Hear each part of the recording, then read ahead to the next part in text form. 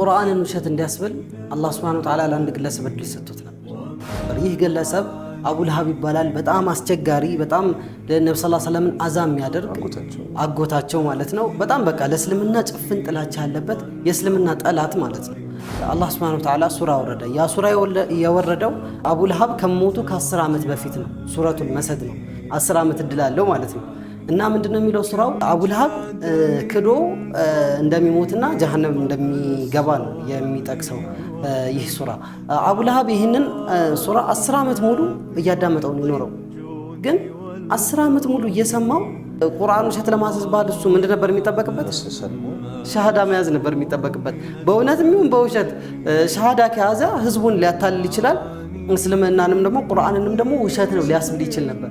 ግን የአላህ ሱብሓነሁ ወተዓላ ፍቃድ ነውና ይሄንን እንዳይል አደረገው። የቁርአን ደግሞ አንድ ተአምሩ እድል ተሰጥቶ ለራሱ ቁርአን ማበላሸት እንደማትችል ነውና ይህ እንትን በጣም